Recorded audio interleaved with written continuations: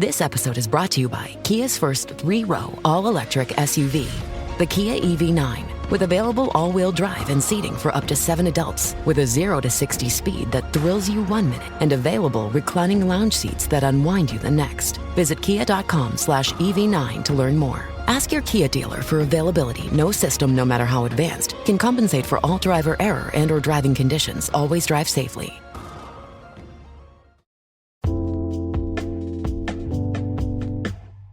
Alright, what's up guys? Welcome to another episode of the TMossBoss Show. And in today's episode, I wanted to overall do this for any content creators out there dealing with some hate, dealing with some drama.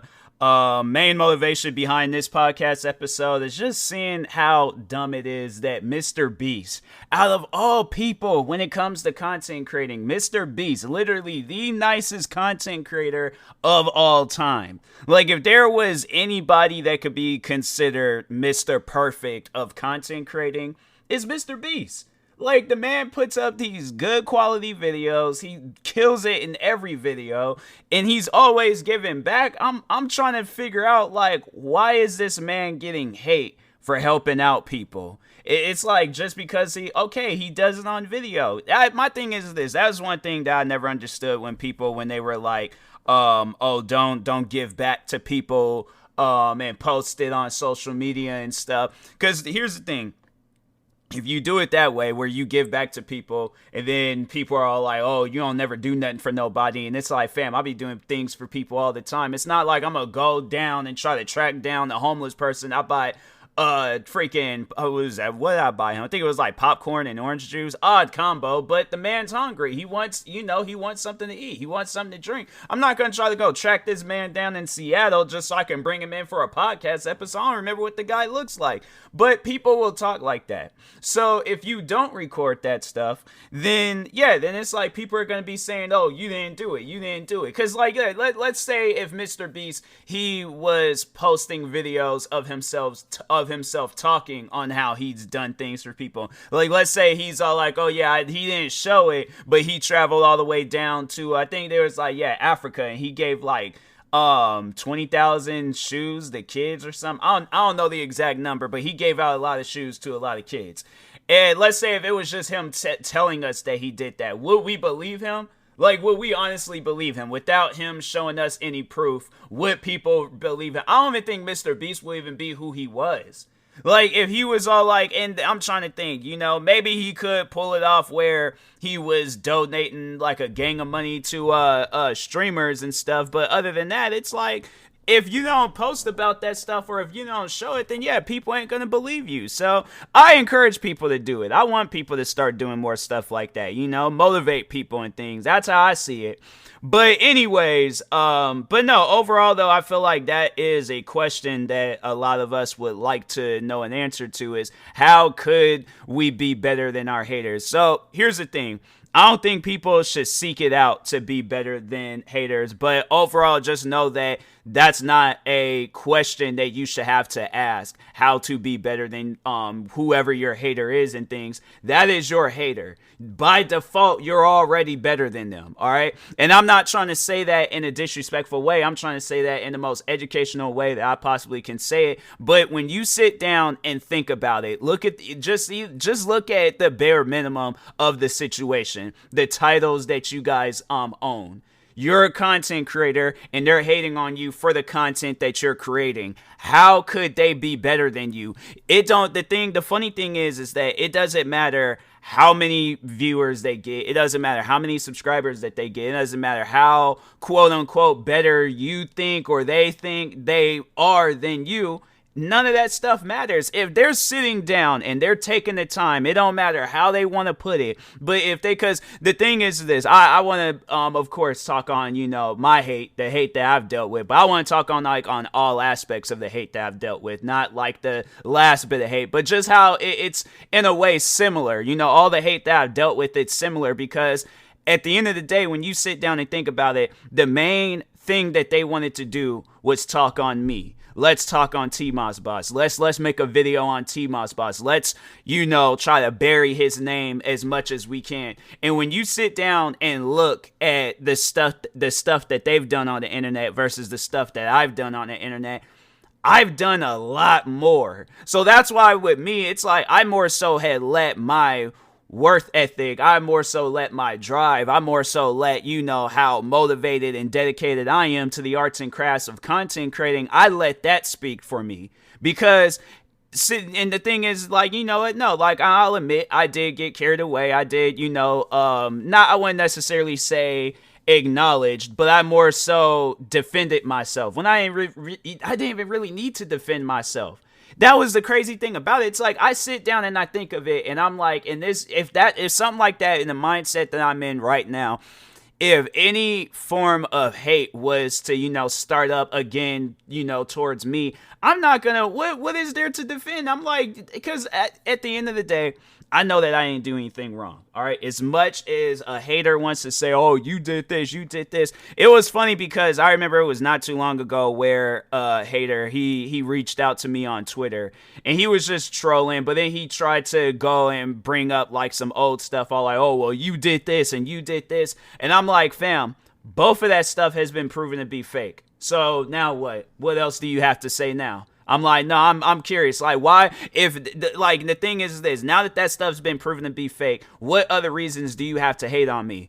No response. None whatsoever. Now, I know that that's not going to be the end of it. There's still going to be people that wants to carry that hate and they want to carry that negativity and all that stuff. But when you sit down and look at the amount of work that I'm doing versus the amount of work that they're not doing nothing.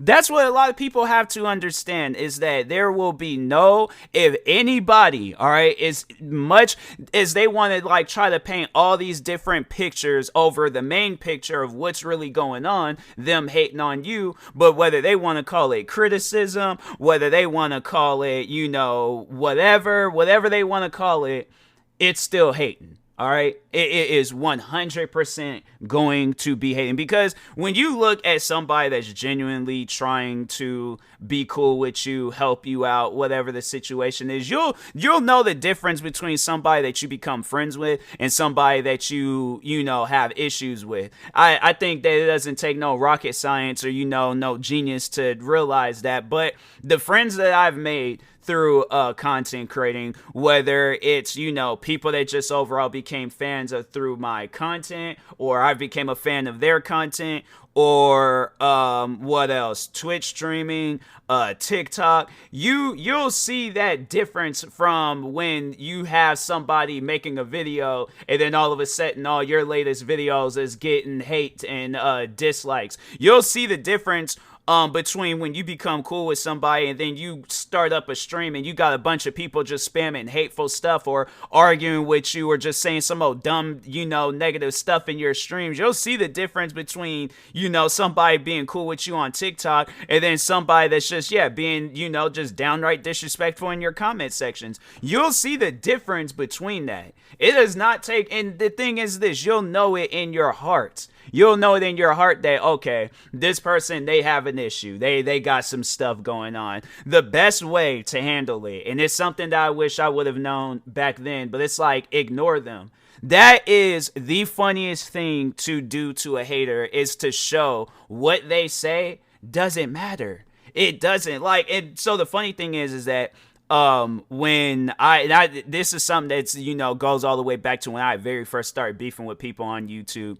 And it was, because of the whole reaction video stuff. But I remember this guy, he left like this, like it was pretty much an essay. It was like a comment, but it was an essay. And I'm like, fam, the comment sections it's a comment. You don't write out no whole book in a person's comment sections. That's what tripped me out about when they will want to say some hateful stuff about me and things. They want to leave multiple paragraphs, full sentences, freaking, this long essay of a comment. And I'm like, bruh, when you leave, I don't think you guys understand when a person, it's when they're leaving a comment, they talk on something briefly. It doesn't require, I mean, and I'm not saying like you gotta live by that, but I'm just saying like that's what the comment sections are. So like, yeah, you can disagree or agree with whatever I say, but do you really think somebody is going to sit down, unless if it's on some positive stuff, then okay. But if it's not, fam, I'm not gonna read all of that. All right, and you can just tell and know when a person has something hateful to say. But so anyways, it was, yeah, when I had started doing reaction videos, the YouTuber Tyrone Magnus and this other YouTuber named Grade A Under A, they got into it. And so I added my 2 cents into the situation, and then somebody had left like this, multiple paragraph comment in my comment sections. So I was like, I'm not reading all of that, and I deleted it because I'm like, I don't even want other people to read all of that. That is just too much to read. That is way too much, bro. Like if that was like on Microsoft Word, you're definitely using like 2.5 pages and stuff. I'm not reading all of that. That is way too much. So I deleted it, and I know that has to be just so upsetting to a hater where you leave this long, well thought out comment and you spent so much time trying to find the answers. And that's how I knew that it was a long comment, because after I deleted the comment, the guy seen that I had deleted his comment, because I was like, nobody's not going to read that. So anyways, he makes I think it was a live stream, but it was like a 40-minute stream, and all he wanted to talk on was what he had said in that comment. But he was so upset, and it was like, fam, to know that I had brought that level, and that's honestly the best way of handling haters, is by just shutting them down. Like, obviously, you can't shut them down on their own platform. So, of course, they can say whatever and do whatever, because you know how YouTube is. Like, YouTube, they'll take your videos down for some dumb stuff, but you let somebody literally spew out hate and racism and negativity and all that stuff towards you. Oh, no, we ain't gonna touch that. We ain't gonna... That doesn't go against our guidelines, but let me react to a parkour fails video. That's why I'm like, no, YouTube, you guys are shady. And I'm like, it makes me wonder what's going on behind the scenes at the YouTube headquarters. But no, I remember when I did, somebody had sent me the video. Either somebody sent me the video or I had just came across it. But regardless, the guy, he goes and he starts the video off. He was like, I wrote out this comment underneath TMossBoss's videos, and he deleted it. And it's one thing when you do this, but when you delete my comment, and he was so passionate about him being upset, and I'm like, homie, why are you so mad? Like, this is how mad you get over some internet stuff? I was like, bruh. And I never looked back since. I was like, no, this is funny. This is hilarious. And ever since then, like, that's one thing. That was from a separate beef. And then when of course, like with the longer beef that had happened and stuff, I think everybody knows what that beef is all about. But when that beef had started going down, and I just did the same thing. Every time when they would leave like hate comments, I'll just delete it, and it would get them so upset. They would try to come out with everything possible. They still try to say it till this day, but I'm like, that, and that's something where it's like I've debunked it, where it's like they say that, oh, if you delete a hate comment, you're showing that you care about the hate comment. Now let's talk on that real quick. If you delete something, right, how does that show that you care about it? I think they need to define, like, and that's a lot of the times they're not doing that. They're not defining what they say. They're not showing, any definitions or proof on how you care for something if you're deleting it. And I've said this before, and I'm saying it again.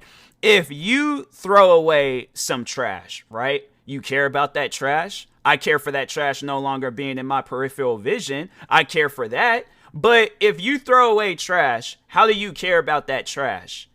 I don't care even where the trash is going. I throw the trash away because I no longer want that trash in my possession. I want that trash to be gone.